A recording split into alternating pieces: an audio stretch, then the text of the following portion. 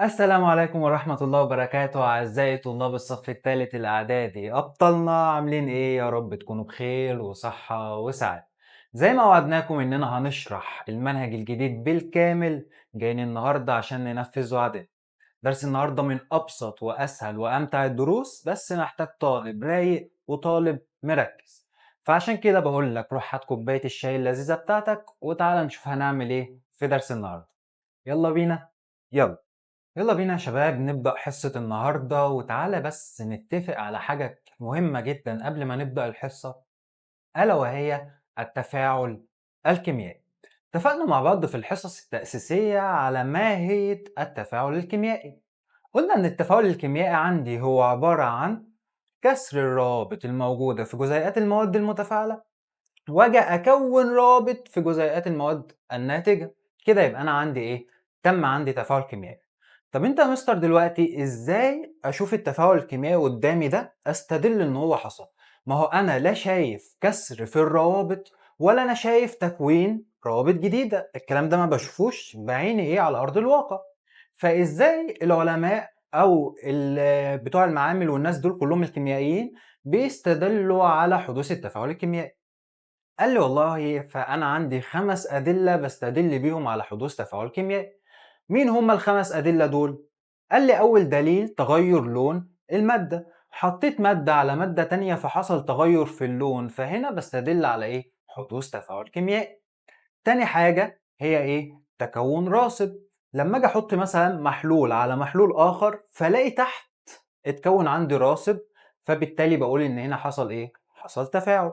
تالت حاجة انبعاث رائحة، لما جيت أحط المواد المتفاعلة دي على بعض بدأت أشم ريحة غريبة كده، فهنا برضو بقول إيه؟ حصل عندي تفاعل كيميائي.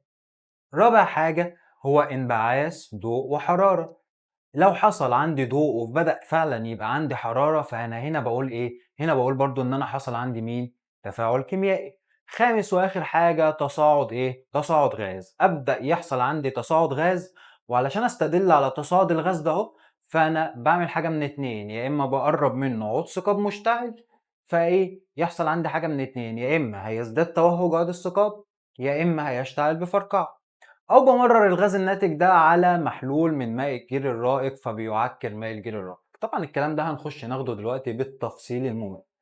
تعال بقى نشوف أنواع التفاعلات الكيميائية اللي عندنا. احنا إن شاء الله هندرس مع بعض 4 تفاعلات كيميائية. تعال نشوف المنهج بتاعنا قسمهم لنا ازاي.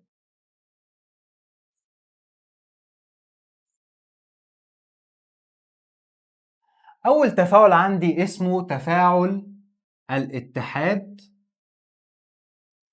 المباشر. تاني نوع من أنواع التفاعل عندي اسمه تفاعل الانحلال. تالت نوع من أنواع التفاعلات الكيميائية بتاعتي اسمه الإحلال البسيط. ورابع وآخر نوع هندرسه إن شاء الله اسمه الإحلال المزدوج. هناخد إن شاء الله كل نوع وندرسه بالتفصيل، ناخد أمثلة عليه، ناخد تجارب عليه، ناخد معادلات كيميائية، وهنفصصه واحدة واحدة واحدة لحد ما أطلعك إن شاء الله من الدرس ده، وده وعد مني إنك فاهم كل تفصيلة في الدرس. تعال نبدأ الأول بأول نوع معايا. أول نوع معايا هو مين؟ الاتحاد المباشر. تعال نشوف الاتحاد المباشر ده عبارة عن أهو الاتحاد المباشر. بيحصل ايه يا باشا في الاتحاد المباشر دوت؟ قال لي بكل بساطة في الاتحاد المباشر هو عبارة عن ان انت بتجيب مادة مع مادة تانية تفاعلهم مع بعض فيكونوا لي مركب جديد. مش لازم يكونوا مادتين بس، ممكن يكونوا مادتين او اكتر، المهم ان انت بيحصل عندك اتحاد بين مادتين او اكتر عشان اكون مركب جديد. بنعبر عنه بالصيغة اللي انت هتشوفها قدامك دلوقتي دي، ان انا عندي دلوقتي المادة A هتتحد مع المادة B عشان يكونوا لي مركب مين؟ الاتحاد الاتنين دول مع بعض يبقى ايه؟ A B. ده بكل بساطة بسميه تفاعل الاتحاد المباشر. طيب أنا عندي إيه أمثلة على الاتحاد المباشر ده؟ قال لي الأمثلة اللي عندك على الاتحاد المباشر هي احتراق الفلزات في وجود غاز الأكسجين.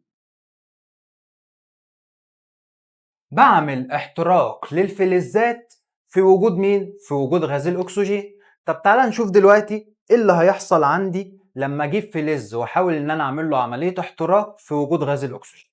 مين هما الثلاث فلزات اللي انا هعمل لهم الاحتراق دول؟ قال لي اول فلز معاك هو المغنيسيوم، وتاني فلز معاك هو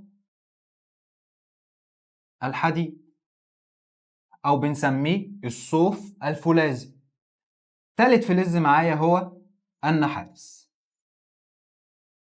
هاخد التلات فلزات دول دلوقتي اعمل لهم عملية احتراق في وجود غاز مين؟ غاز الاكسجين، واشوف ايه اللي هيحصل عندي. قال لي والله دلوقتي انا هجيب لهب بنزين. لهب بنزين ده اللي هو زي مثلا بيبقى في المعامل كده، بنجيب لهب بنزين دوت ونولع ونبدا ان احنا نجيب ماسك معدني نمسك بيه الفلزات ده اهي ونقربها نحاول ان احنا نعمل لها احتراق، وكده كده عندنا مين؟ غاز الاكسجين. طيب مع المغنيسيوم ايه اللي هيحصل دلوقتي؟ قال لي بكل بساطه اول ما هعمل كده مع المغنيسيوم هيبدا ان هو يحصل له ايه؟ قال لي هيحترق بلهب ساطع ويتكون او تتكون ماده بيضاء. لما اجي اعمل كده في المغنيسيوم، جبت دلوقتي الماسك المعدني اهو وده لهب بنزين اهو، جبت الماسك المعدني وانا ماسك بيه فلز المغنيسيوم وقربته من لهب بنزين، هيبدا يحصل ايه؟ هتلاقي فجاه ان الفلز بتاع المغنيسيوم ده اهو بدا ان هو يشتعل بلهب ساطع جدا. لهب انت هتشوفه هتلاقيه ايه؟ متوهج جدا. اللهب الساطع ده هو لما بيبدا يحصل له احتراق تام بقى يبدا المغنيسيوم كله يحترق، هتلاقي ان انا اتكون عندي مين؟ اتكون عندي ماده بيضاء. ده بالنسبة لمين؟ بالنسبة للمغنيسيوم. طيب بالنسبة للحديد أو قطعة الصوف الفولاذي، إيه اللي بيحصل لها؟ قال لي بيبدأ إن هو يحترق بشرر واضح. يعني إيه بيحترق بشرر واضح؟ عارف أنت مين هو أصلا الصوف الفولاذي ده؟ عارف سلك المواعين اللي موجود عندكم في أي بيت؟ موجود في كل البيوت، سلك المواعين العادي خالص، عادي خالص، اللي إحنا بنروح نشتريه من السوبر ماركت نقول له عايزين ب 2 جنيه 3 جنيه سلك مواعين. هو الصوف الفولاذي ده اهو هو مين؟ هو الحديد ده اهو هو سلك المواعين اللي موجود عندك في البيت. عارف انت يا لو انت صغير لما كنت تروح تسرق سلك المواعين ده من ورا ماما وتولع فيه في الشارع بكبريت وتفضل تلف؟ عارف انت بقى الشرر الكهربي اللي كان بيطلع ده اهو، مش شرر كهربي معلش، عارف انت الشرر بقى اللي كان بيطلع ده اهو؟ هو ده نفس الموضوع اللي بيحصل مع الحديد بالظبط او مع الصوف الفولاذي. لما انت كنت بتروح كده تسرق ايه؟ تسرق سلك المواعين من ورا ماما وتقوم نازل في الخباثة كده في الشارع، تبدأ ان انت تولع فيه وتقعد تلف وايه تحرق في اصحابك وتولع في الشارع. طبعا كلنا عملنا الكلام ده واحنا صغيرين. هو ده نفس الكلام اللي بيحصل فين؟ بيحصل هنا بالظبط. بيحترق بشرر واضح وبيكون عندي مين بقى؟ واحفظ الاسم ده كويس اوي. اكسيد الحديد المغناطيسي. اكسيد الحديد ايه؟ المغناطيسي. طيب حلو قوي. بعد كده عندك النحاس. قال لي في النحاس والله هو بيبدأ ان هو يحترق، هو هيحترق عادي، بس بايه بقى؟ بلهب غير مرئي، ويتكون او تتكون مادة سوداء.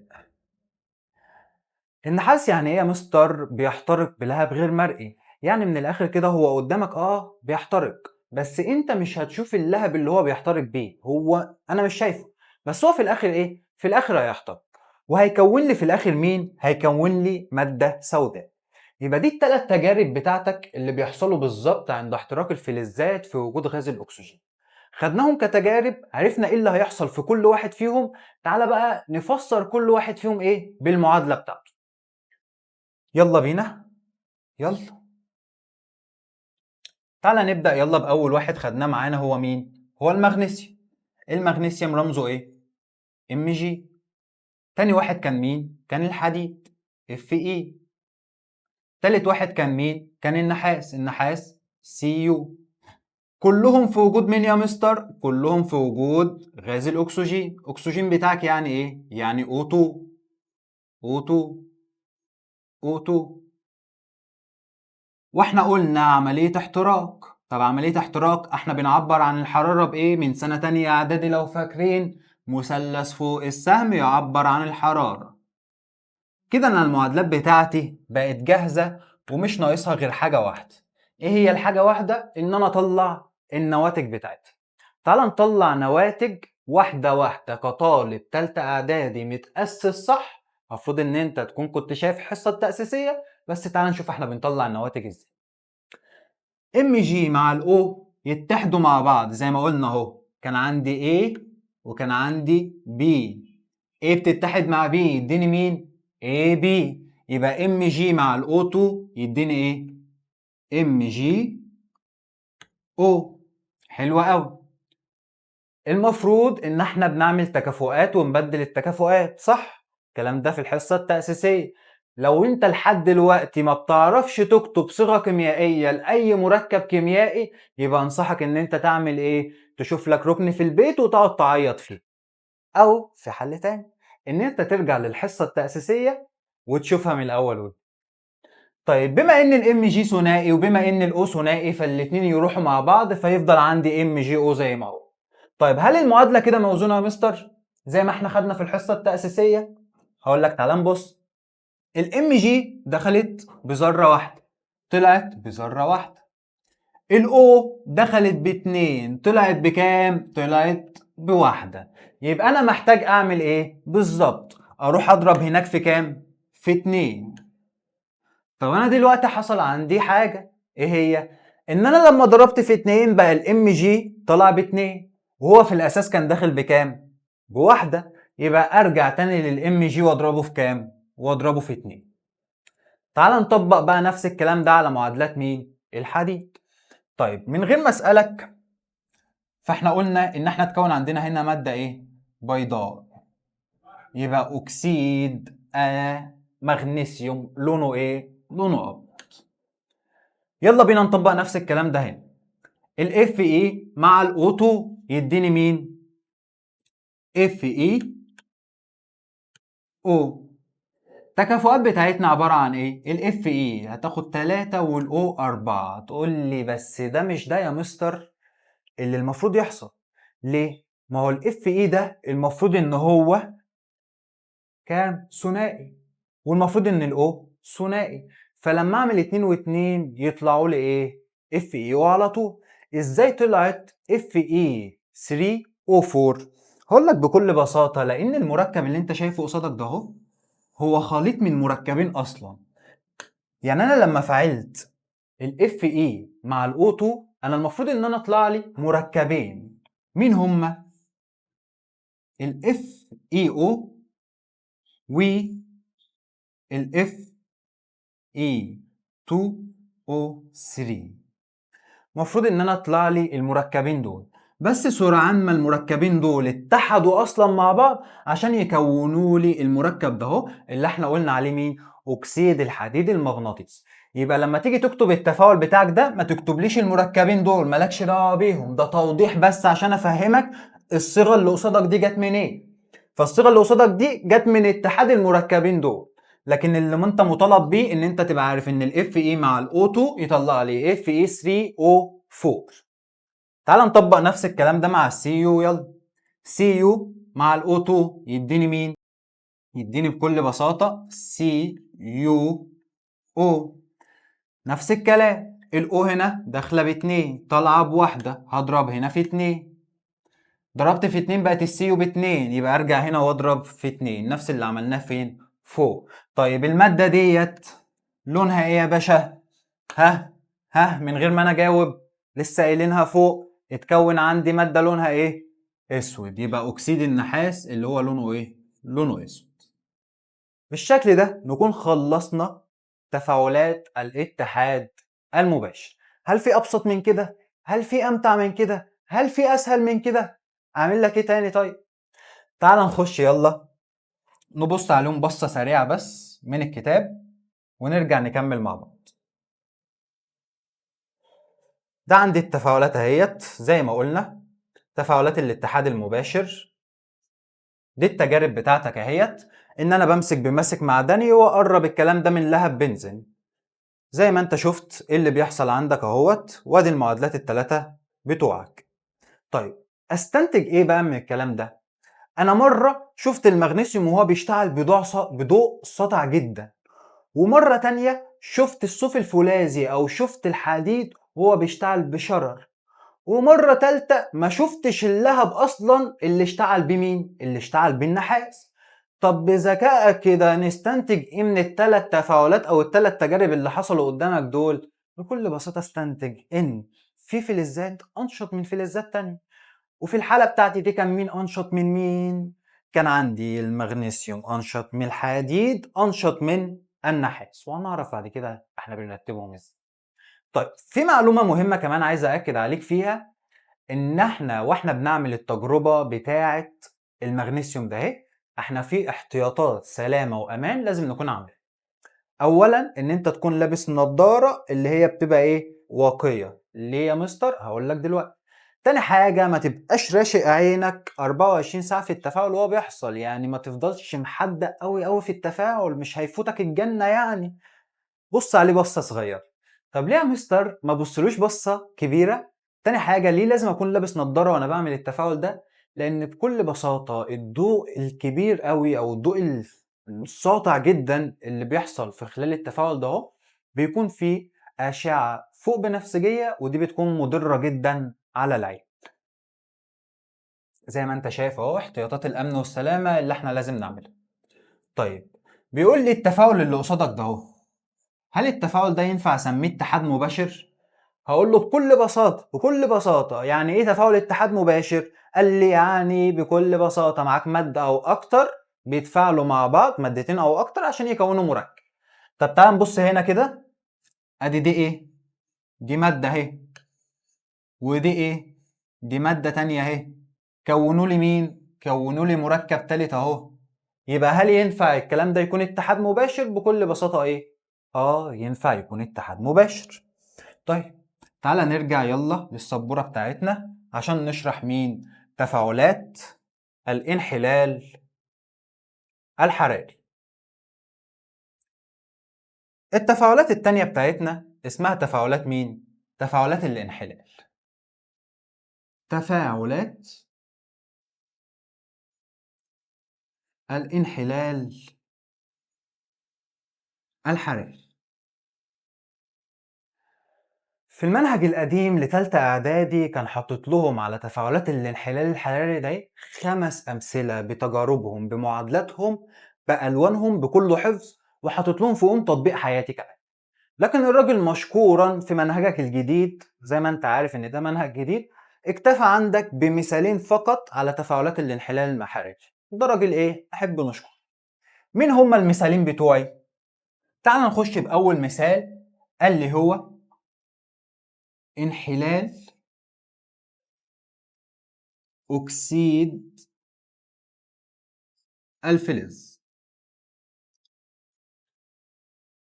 طيب عشان أعرف لما بيحصل انحلال لأكسيد الفلز إيه اللي بيتكون، فأنا لازم أبقى فاهم معنى كلمة انحلال. تفاعلات الانحلال الحراري ده ايه؟ احنا بنقول عليها بكل بساطة ان هي مين؟ هي عكس تفاعلات الاتحاد المباشر.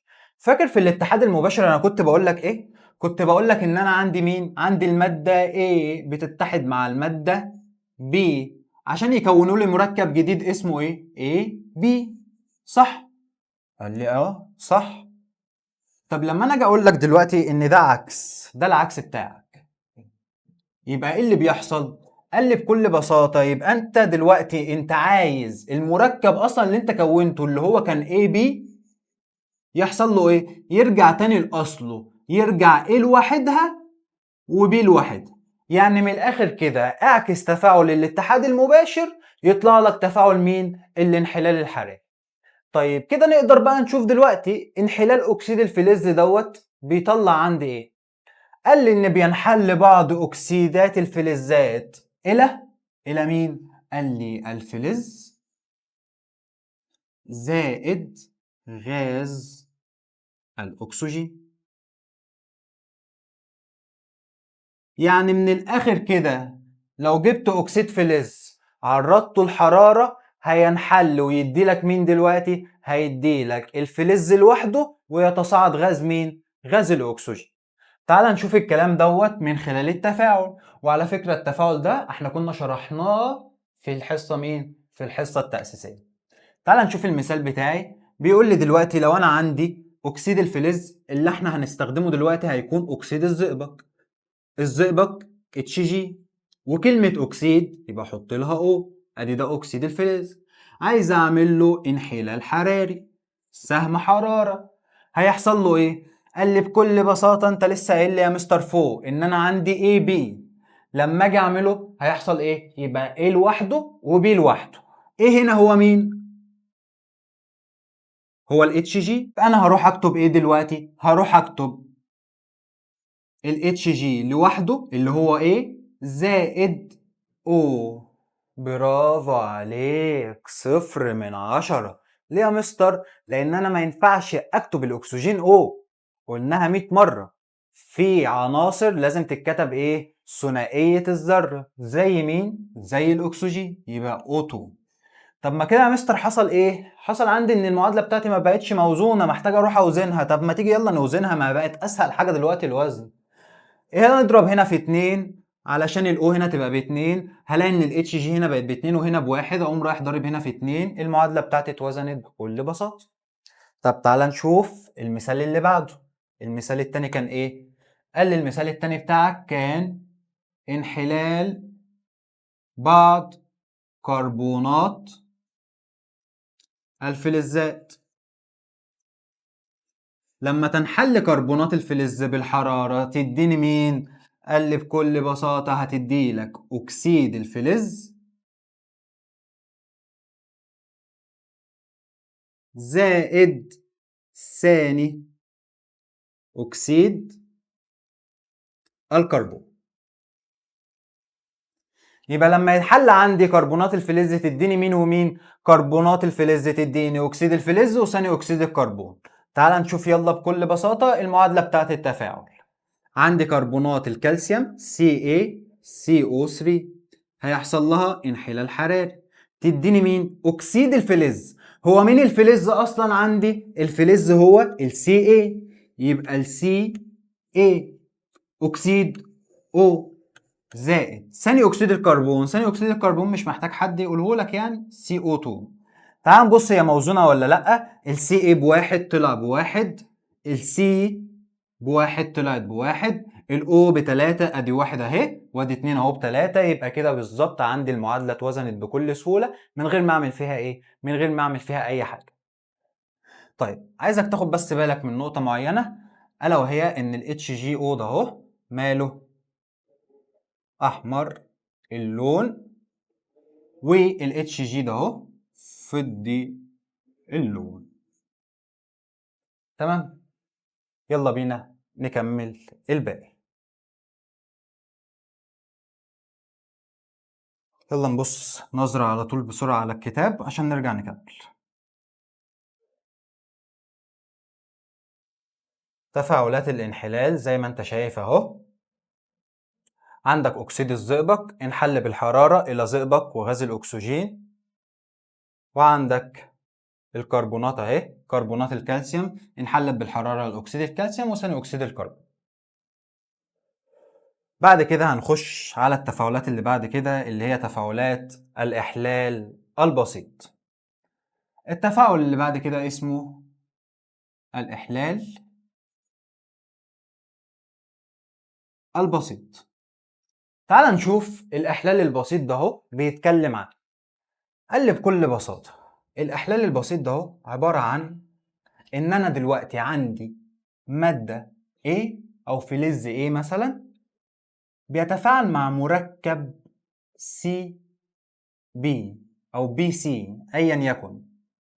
إيه اللي بيحصل؟ قال لي إن المركب أو المادة إيه ده إيه؟ مادة قادرة، مادة مفيش حد بيقدر عليها. فبتعمل إيه دلوقتي؟ بتقوم داخلة على المركب سي بي أو بي سي أيا يكن، وتقوم راحة طاردة العنصر اللي هنا أهو، طاردة بره مطلعاه. اطلع بره يا باشا، اقف لوحدك، وتاخد هي مكانه. فيبقى عندي اي بي زائد سي لوحدها. طيب، في كام نوع من تفاعلات الإحلال البسيط ده؟ قال لي في 3 أنواع. تعال نبص عليهم مع بعض كده.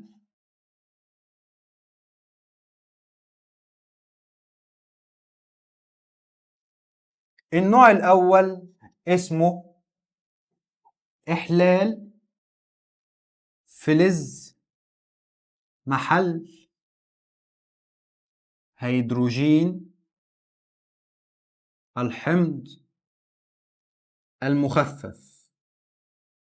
والنوع الثاني اسمه إحلال فلز محل هيدروجين، بس المرة دي بدل الحمض المخفف هيدروجين الماء. والنوع الثالث اسمه إحلال فلز محل فلز آخر في محلول أحد أملاحه.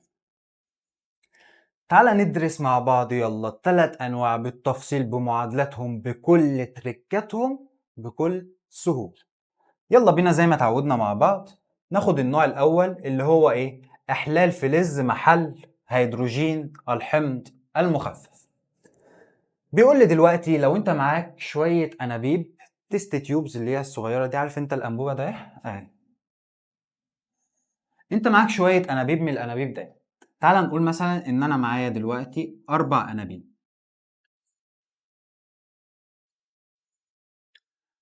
حطيت في كل أنبوبة من الأنابيب ده اهي حمض مخفف.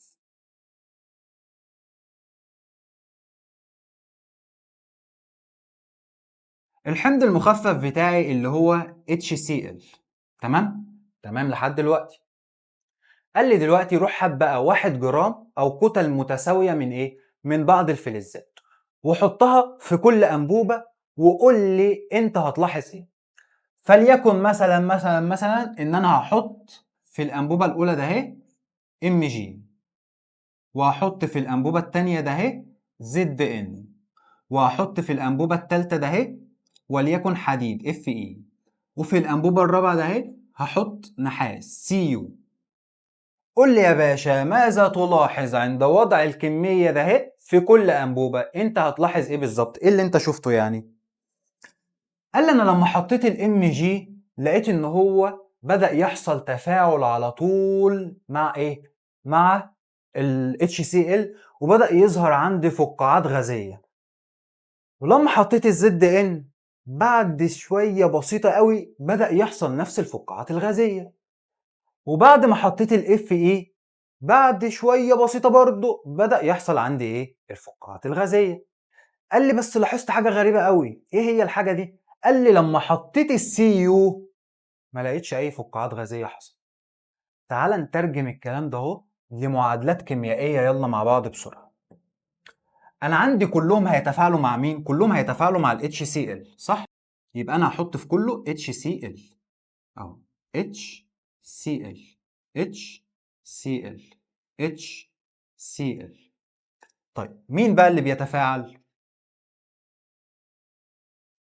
عندي اول مرة كان ال Mg، تاني مرة كان ال Zn، تالت مرة كان ال Fe، رابع مرة كان ال Cu. دي تفاعلات ايه يا باشا؟ قال لي بكل بساطة دي تفاعلات احلال بسيط. طب والاحلال البسيط كان ايه اللي بيحصل فيه؟ قال لي انت قلت لي دلوقتي ان انا عندي المادة ايه هتخش على مركب فيه مادتين مع بعض صح؟ اللي هما مين؟ بي وسي صح؟ صح. تعمل ايه؟ بتخش المادة ايه على المادة بي ده اهي تطردها بره. يبقى هي الام جي ده اهو هيخش على الاتش يطرده بره، يطرد غاز ايه؟ الهيدروجين ده اهو بره. يبقى عندي ال H2 ده اهو هيطلع بره وياخد مكانه. لما انا اشيل ال H واحط ال Mg مكانه يتبقى لي مين؟ يتبقى لي ال MgCl. طبعا 2 بسبب ايه؟ بسبب ان ال Mg ثنائي وال Cl احادي. يبقى طلع عندي مين؟ MgCl زائد ال H2. ال H2 عشان اكشف عنه ايه اللي بيحصل؟ بقرب منه عود ثقاب فبيشتعل بفرقة. طيب عندي الزد ان هيعمل نفس الكلام، هيطرد ال H2 بره صح؟ ويتبقى له ايه؟ ZnCl2. الاف اي هيعمل ايه؟ هيعمل نفس الكلام بالظبط. FeCl2 ويطرد مين؟ ال H2 بره. بعد كده الCu هيعمل ايه؟ تقول لي هيعمل نفس الكلام بالظبط. CuCl2 زائد ال H2 بره. ألف مبروك، الحكم نو فير نو فير، ظالم ظلم باين، الدرجات نو فير وهتاخد صفر. ومش هيبقى نو فير بقى، ده هيبقى فير على دماغك. ليه بقى؟ لان انا لسه قايل لك ان انا لما حطيت الكلام ده في الانبوبه كان النحاس هو الوحيد اللي ما طلعش فقاعات غازيه. طب استنتج ايه من انه ما طلعش فقاعات غازيه؟ استنتج ان الكلام ده كله ايه؟ مش هيحصل. غلط. ليه غلط؟ قال لي لانه هنا لا يحدث تفاعل. فلما دلوقتي يجي يديلك الصفر من 10 ما تقولش ايه الحكم نو فير ولا المدرس نو فير، انت تستحق الصفر من 10. طيب زمانك انت دلوقتي قاعد تشغل بالك، طب اشمعنى كل دول حصل فيهم تفاعل ما عدا النحاس؟ هجاوبك على السؤال ده ما تقلقش، مش هسيب، بس تعالى نوزن المعادلات دي الاول مع بعض. انا عارف ان انت بتكره كده بس والله لا خليك توزن غصب عنك. يلا. ام جي دخل بواحد طلع بواحد، اتش دخل بواحد طلع باتنين، اضرب في اتنين هتلاقي ان ال H2 اتظبطت وال Cl اتظبطت. نفس الكلام هتطبقه على كل ده، هتضرب هنا في اتنين بس. فل فل يا باشا.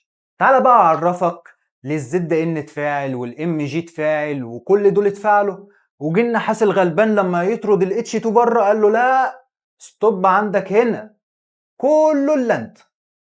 تعال نشوف ايه اللي حصل. قال لي دلوقتي فاكر لما كنا بنقول ان انا عندي فلزات انشط من فلزات تانية؟ قلت له اه والله فاكر.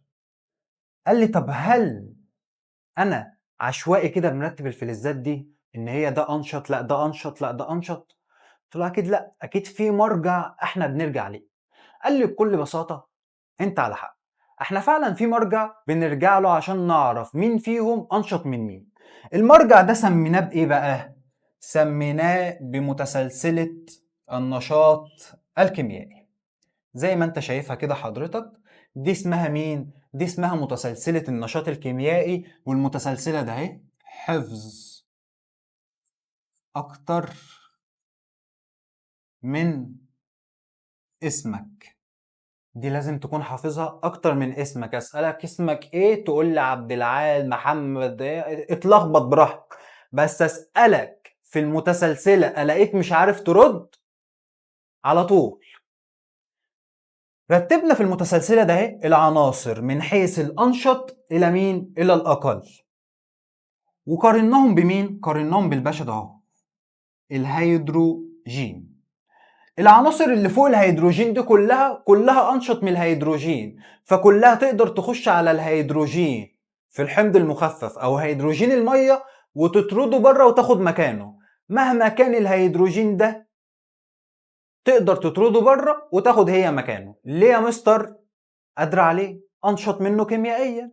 طب اللي تحت الهيدروجين دول بقى كلهم نحاس زئبق فضه بلاتين ذهب، قال لي دول كلهم ما يقدروش ان هم يطردوا الهيدروجين وياخدوا مكانه.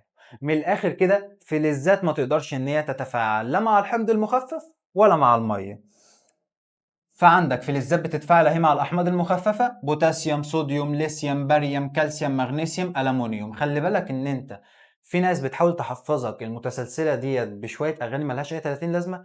انا شايف ان انت تحفظ المتسلسله زي ما هي، وان انت تربط بينهم بايه؟ بالنغمه الموسيقيه ده، بان هم كلهم اصلا يعتبر بينتهوا بنفس بنفس المقطع. بوتاسيوم، صوديوم، ليثيوم، باريوم، كالسيوم، مغنيسيوم، ألمونيوم، كلهم زي بعض أصلا.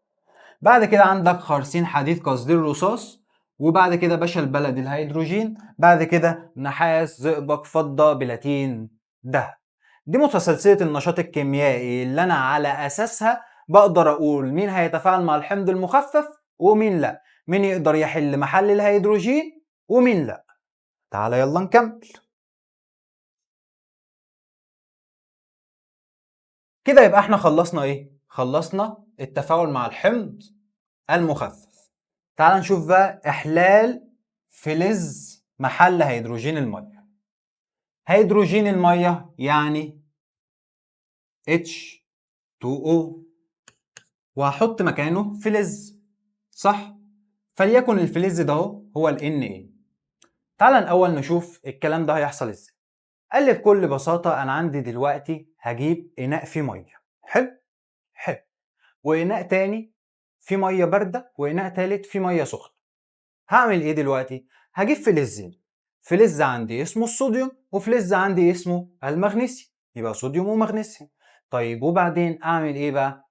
قال لي أول حاجة إن أنت هتجيب الصوديوم ده وتمسكه بماسك معدني وتحطه على ورقة ترشيح علشان تنضفه من الكيروسين اللي عليه. أصل الصوديوم ده ما بنحطوش لوحده كده، احنا بنحفظه تحت سطح اسمه سطح الكيروسين. طيب بعد ما نضفته، خده بقى بكل بساطة قطعة صغيرة منه وحطها في المية وقول لي هتشوف ايه. وخد المغنيسيوم حطه في المية الباردة ويقول لي هتشوف ايه. بعد كده شيله من المية الباردة حطه في المية السخنة وقول لي هتشوف ايه. قال لي بكل بساطة ان انا لما عملت الكلام ده اهو في الصوديوم، فبدأ الصوديوم ده اهو يطفو فوق الماء. الصوديوم بدأ ان هو يطفو فوق المية. طب ليه بيطفو فوق المية؟ بكل بساطة لان الكثافة بتاعته اقل من كثافة المية. طب ايه تاني؟ قال لي بدأ ان هو يشتعل ويتحرك بسرعة جدا. بدأ ان هو يشتعل، يولع، بدأ يفرقع، بدأ يتحرك بسرعة جدا، بدأ يطلع منه لهب اصفر مايل لبرتقالي، وحصل تفاعل كبير جدا. طيب بالنسبة للمغنيسيوم، قال لي ان انا لما جبت المغنيسيوم بكل بساطة لما حطيته في الماء البارد ما حصلش اي حاجة، بس لما حطيته في الماء الساخن بدأ يتصاعد فقاعات غازية. وتصاعد فقاعات غازية ده دليل على ايه يا باشا؟ ده دليل على حدوث تفاعل. طب ليه المغنيسيوم اول ما اتحط في الميه البارده ما حصلش تفاعل، بس لما اتحط في السخنه حصل تفاعل؟ مع ان الصوديوم اول ما حطيته في الميه البارده، ياه ده ما صدق اخيرا حررتوني يا جدع، وبدا يجري ويدور ويلف ويولع ويشقلب. بص عمل حكايات. اشمعنى الصوديوم ومش المغنيسيوم؟ قال بكل بساطة إنك لو رجعت لمتسلسلة النشاط الكيميائي هتلاقي إن الصوديوم بيسبق مين؟ بيسبق المغنيسيوم، يعني هو أنشط من المغنيسيوم. وده معناه إن المغنيسيوم ده هو بيحتاج طاقة حرارية زيادة علشان يبدأ التفاعل بتاعه. فمحتاج المية ده تسخن عشان يبقى فيه شوية طاقة حرارية فيقدر يبدأ بيهم مين؟ التفاعل بتاعه. طيب تعالى يلا نشوف الصوديوم ده اهو لما جيت اعمله مع الميه. بكل بساطه احنا قلنا ايه اللي هيحصل؟ الصوديوم هيجي على الهيدروجين يطرده بره، يبقى نقول هنا اهو زائد H2. وبعد كده هيتبقى معايا مين؟ هيتبقى معايا O و H، يبقى NaOH. تقول لي يا مستر جبت منين ال OH دي؟ هقول لك بكل بساطه لان ال H2O ده اهي عباره عن مين؟ عباره عن H و ايه؟ OH. اتش ماسكه في او اتش، فانا طردت مين؟ طردت اتش بره، صح؟ اهي طردتها بره اتش 2. اتبقى لي مين؟ اتبقى لي الاو اتش، فالان ايه مع الاو اتش يديني ايه؟ ان اي او اتش. هل في هنا اي حاجه صعبه؟ بكل بساطه الدنيا سهله. وبكده تبقى انت خلصت مين؟ خلصت تفاعلات الايه؟ الاحلال البسيط. مش ناقص لك بس غير انك تعرف معلومه، ان انا لما جيت اعمل الصوديوم ده اهو فانا لازم برضو يكون عندي احتياطات امن وسلامه، زي كده تفاعل المغنيسيوم اللي خدناه في الاول. ايه هي بقى احتياطات الامن والسلامه؟ اول حاجه ان انت لازم تستخدم قطعه صغيره جدا من الصوديوم، لان انت لو عملت قطعه كبيره انت هتولع في المكان حرفيا. تاني حاجه يا باشا، اوعى ثم اوعى ثم اوعى تحاول تطفي الحريقه بتاعه الصوديوم دي بميه. يعني لو حصل وولعت في المكان زي ما انا قلت لك، اوعى تروح تجيب جردل الميه وتكبه عشان تطفي الحريقه دي، ده انت كده تبقى عملت مصيبه، ولعت في الدنيا اكتر ما هي ولع. تالت حاجة إن أنت لازم يكون جنبك شوية رمل جاف علشان تقدر تطفي بيه الحريقة دي. ليه؟ لأن الرمل ده هو اللي بيستخدم في إطفاء حرائق الصوديوم أو حرائق الفلزات بشكل عام، اللي هي ما بتطفيش بمين؟ ما بتطفيش بالمية. فأنت لازم أولا تجيب قطعة صغيرة تطفيهاش بالمية، تطفيها بالرمل. تعال نكمل يلا اللي بعد كده.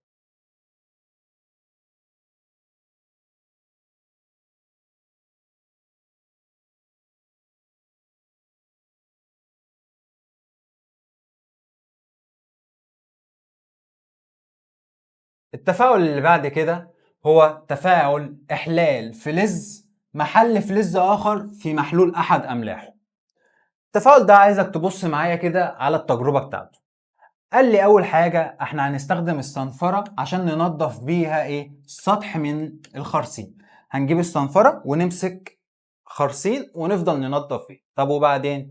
قال لي هات الخرسين ده اهو بقى وحطه فين؟ حطه في محلول كبريتات نحاس اللي هي لونها ايه؟ لونها أزرق. وقول لي ايه اللي هيحصل ان شاء الله. عايزك تبقى عارف بس ان انا عندي الخرسين ده اهو، ده مين؟ ده فلز. وكبريتات النحاس ده اهي، ده مين؟ النحاس ده اهو برضه فلز. بس في كبريتات النحاس ده اهي ده كده محلول ملح. فده احلال فلز محل فلز اخر بس في محلول احد ايه؟ احد املاح. ايه اللي هيحصل؟ قال لي ان هيبدا لون المحلول اللي كان ازرق يزول تدريجيا وتتكون طبقه حمراء اللون على ساق الخرسين زي ما انت شايف كده. لون المحلول كان ازرق لما حطيت فيه ساق الخرسين ده اهي، بدا تدريجيا ان هو يختفي، بقى ايه؟ بقى ملوش لون، عديم اللون. وبدا على ساق الخرسين يتكون طبقه لونها ايه؟ لونها احمر. طب ايه اللي حصل؟ تعال نفسره يلا بسرعه. بص يا باشا، احنا قلنا في الاحلال ايه اللي بيحصل؟ بيجي العنصر اللي هنا والماده اللي هنا تعمل ايه؟ تخش على اللي هنا، تطرده فين؟ تطرده بره وتاخد مكان. فلما زد ان ياخد مكان السي يو يبقى عندي زد ان اس او 4. لما كانت سي يو اس او 4 كبريتات نحاس كان لونها ازرق. طب لما بقت كبريتات خرسين ما بقاش لها لون. طب النحاس اللي اترسب ده لونه ايه؟ هو النحاس في العادي لونه ايه؟ قال لي لونه احمر. فجه منين الطبقه الحمراء اللي على لوح الخرسين؟ قال لي دي جت بسبب ترسب مين؟ ترسب النحاس ده.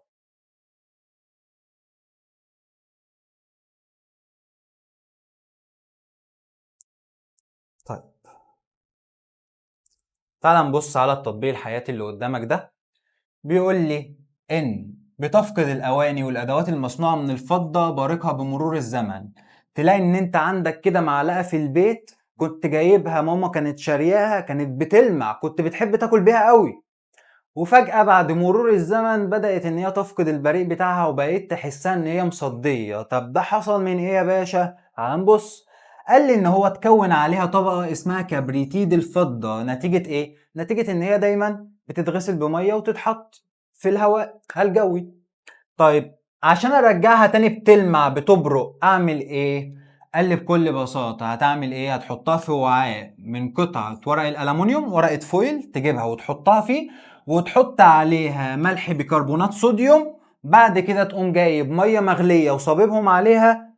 هنا هيحصل ايه؟ هيحصل احلال بسيط، هيحل الألمونيوم ساعتها محل الفضة، فهيرجع للفضة ايه؟ لمعانها مرة أخرى. يبقى لما يكون عندك دلوقتي معلقة في البيت كنت بتحب تاكل بيها أوي ما بقتش بتحب تاكل بيها علشان اللمعان بتاعها راح، بكل بساطة هات ورقة فويل وحطها فيها، وهات شوية كبريتات أو بيكربونات الصوديوم عفوا وحطها فوقيها، وبعد كده حط عليها مية مغلية وإن شاء الله هترجع لك بتوب. يلا نكمل.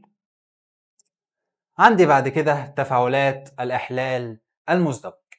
قبل ما نخش على تفاعلات الإحلال المزدوج لازم نبقى عارفين إن هي بتحصل بين المركبات الأيونية. طيب يا مستر، تعالى بس أخدك للحصة التأسيسية اللي قلت لك والله العظيم هتفيدك جدا في المنهج الجديد وأنت مش مصدق، شرحنا فيها الكلام ده. المركب الأيوني ده هو بيتكون من إيه يا باشا؟ قال لي بيتكون من كاتيون وأنيون، حصل بينهم تجاذب كهربي فاتحدوا مع بعض كونوا لي مركب أيوني. طب الكاتيون ده ممكن يكون ايه؟ قال لي الكاتيون ده هو يا اما يكون ايون موجب يا اما يكون مجموعه ذريه موجبه.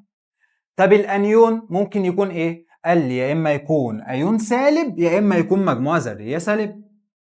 تعال بقى نشوف يلا تفاعلات الاحلال المزدوج. تفاعلات الاحلال المزدوج هي ثلاثه زي تفاعلات مين؟ زي تفاعلات الاحلال البسيط. عندك حمض مع قلوي وده شرحناه في الحصة التأسيسية، وعندك حمض مع ملح، وعندك محلول ملح مع محلول ملح ايه؟ تاني. تعال نشوف الحمض مع القلوي. عايزك بس تبقى عارف ان انا عندي دليل اسمه دليل اليونيفرسال. دليل اليونيفرسال ده بستخدمه عشان اكشف على المحاليل اللي عندي هل هي قاعدية ولا هل هي حامضية ولا هل هي متعادلة. فلما بجيب دليل يونيفرسال ده واحطه في وسط قاعدي بلاقي ان ايه؟ اتحول اللون الوسط ده اهو الى اللون البنفسجي. طب لو حطيته في وسط متعادل بيتحول اللون بتاعي الى اللون الاخضر. طب لو حطيته في وسط حامضي بيتحول الى اللون مين؟ اللون الاحمر. ولازم تبقى عارف ان انا عندي درجة البي اتش بعملها من 0 ل 14. من 0 ل 6 كل ده حمض، ومن 8 ل 14 كل ده قلوي او قاعدي. امال السبعه دي مين؟ السبعه دي الوحيده هي ايه؟ المتعادل. دي زي الميه كده ان شاء الله.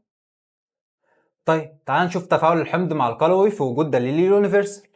قال لي هجيب دلوقتي حجم مناسب من هيدروكسيد الصوديوم ال NaOH عديم اللون، واضيف ليه قطرات من دليل اليونيفرسال ده. هلاقي فجأة ان هو اتحول للون الايه؟ البنفسجي. مش محتاجة فقاقة يعني، ما انا جايب دلوقتي وسط حميد اهو، ما NaOH ده اهو، OH اهو، OH اهو يا جدع. ما تشلنيش بقى. OH يعني ايه؟ يعني وسط قاعدي جايب قلوي يبقى هيتحول للون بنفسجي. طيب واحدة واحدة بقى، هات بالقطرة HCl. HCl ده مين؟ ده حمض يا باشا. طب انا دلوقتي بضيف حمض على وسط قاعدي، ايه اللي هيحصل؟ حمض وقاعده اتنين عكس بعض، فيبدا ان ايه؟ القاعديه تقل شويه بشويه لحد ما يوصل للون الايه؟ اللون الاخضر، يعني اصبح ايه؟ متعادل. فبنسمي التفاعل ده هو تفاعل مين؟ تفاعل التعادل.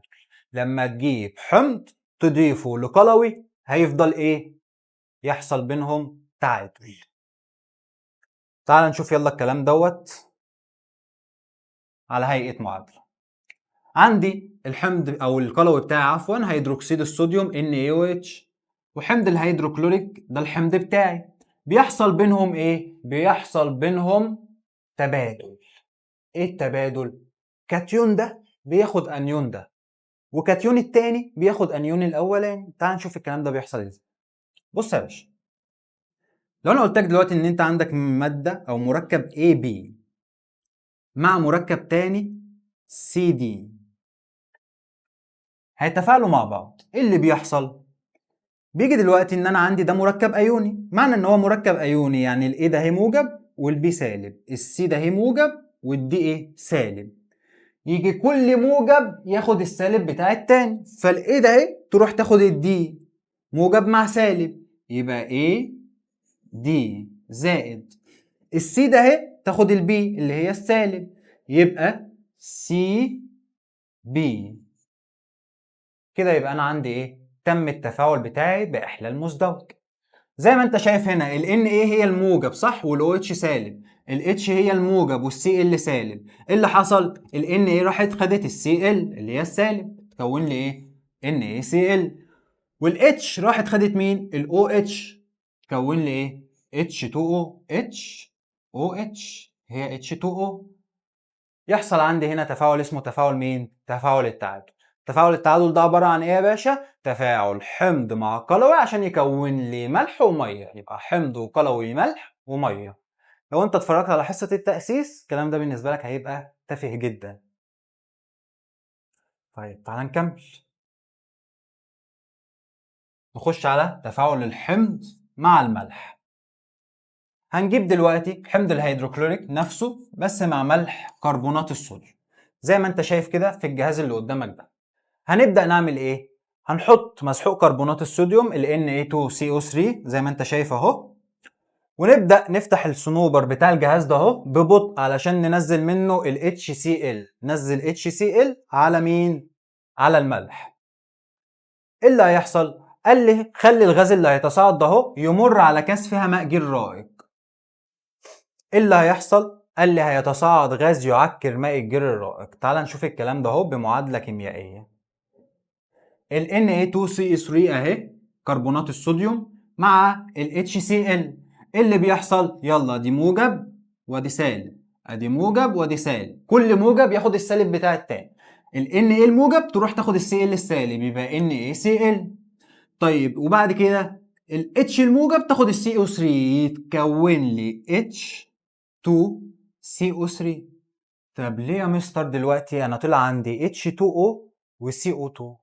قال لي بكل بساطة لأن المركب ده اهو ما بيستحملش ان هو يفضل على بعضه، فبيضطر ان هو ينحل ويجي بالشكل اللي قدامك ده، يبقى H2O و CO2 ثاني اكسيد الكربون اللي بيعكر مين؟ ماء الجير الرائق زي ما انت شايفها هنا في الملاحظة. اخر حاجة تفاعل محلول ملح مع محلول ملح اخر. هجيب محلول في ملح محلول ملح تاني واكبهم على بعض واشوف ايه اللي هيحصل. التفاعل ده اسمه تفاعل الترسيب. زي ما انت شايف كده انا هجيب كلوريد الصوديوم ودوت ملح، بس خلي بالك ان ده ملح في حالة ال AQ يعني محلول ملح دايب في مية. نفس الكلام على نترات الفضة ملح برضه بس هي ايه AQ يعني دايب في مية. يلا يا باشا ده موجب وده السالب، ده الموجب وده السالب، كل موجب ياخد السالب التاني، يبقى ال Na يروح ياخد ال NO3 كون لي NaNO3، وال Ag ياخد ال Cl يبقى AgCl.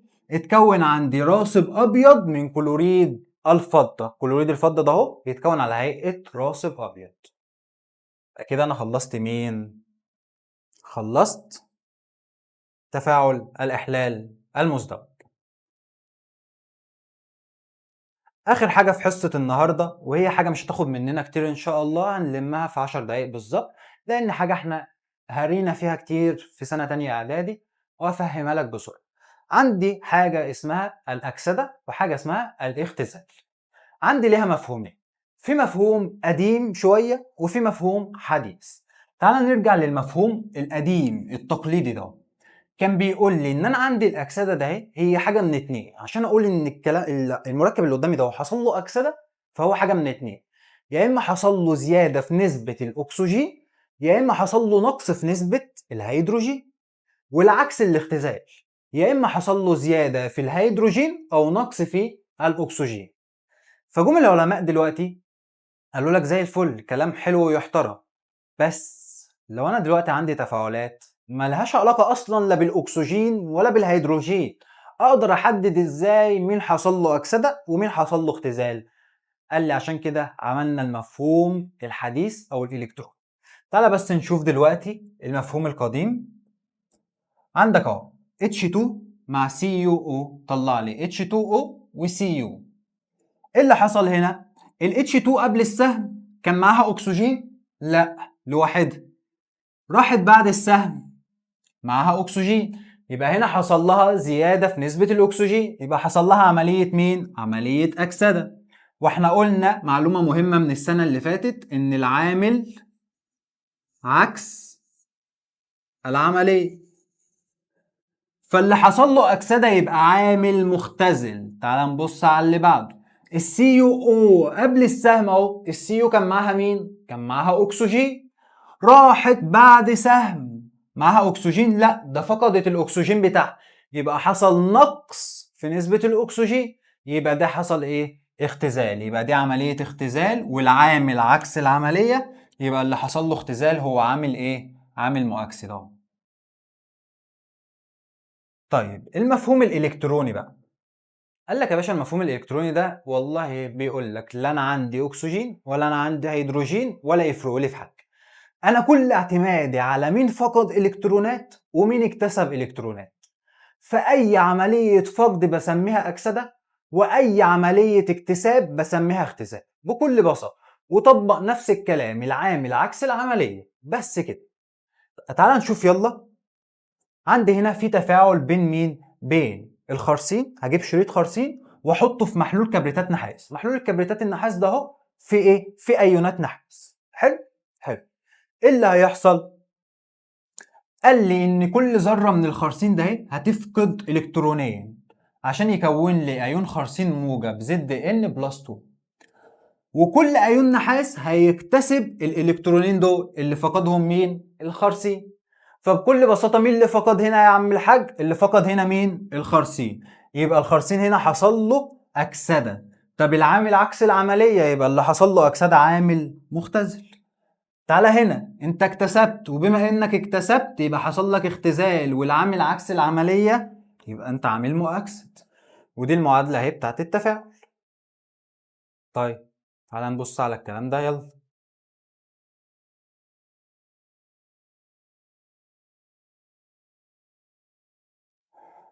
بص يا باشا،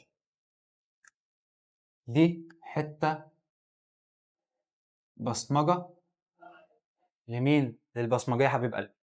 حبايب قلبي البصمجيه دي معموله علشان حته كده بصمجه في السريع منه. يعني بعد ما فهمتك ان اللي بيفقد هو اللي حصل له اكسده يبقى عامل مختزل، وان اللي بيكتسب يبقى حصل له اختزال وعامل مؤكسد، تعالى اديلك بقى حته بصمجه من اللي انت بتحبها. لما يجيلك المعادله على الهيئه دي، الهيئه دي بس، لما تجيلك كده وعايز تحدد اكسده واختزال بسرعه بسرعه بسرعه بسرعه من غير ما الوقت يسرقك، تعمل ايه؟ زي ما قلنا، ايه بقى الحته البصمجه اللي انا عاملها؟ قال لي بكل بساطه يا باشا، في التفاعل اللي قصادك ده بص على التفاعل. انا عندي السهم اهو، صح؟ لو لقيت الالكترونات ده اهي بعد السهم، يبقى من غير ما ابص على طول ده عمليه مين؟ اكسده. طب تعالى هنا كده بص، السهم بتاعي اهو، لو لقيت الالكترونات ده اهي قبل السهم اهي، يبقى من غير ما ابص على طول التفاعل بتاعي ايه؟ اختزال. بصمجه دي ولا مش بصمجه؟ بصمجه دي ولا مش بصمجه يا متعلمين يا بتوع المدارس؟ تعالى يلا نحل الحته ده. هي بسرعه بسرعه بسرعه اهي. بص سهمك اهو الكترونات قبل السهم، يبقى دي ايه؟ اختزال. سهمك اهو الكترونات بعد السهم، اكسده.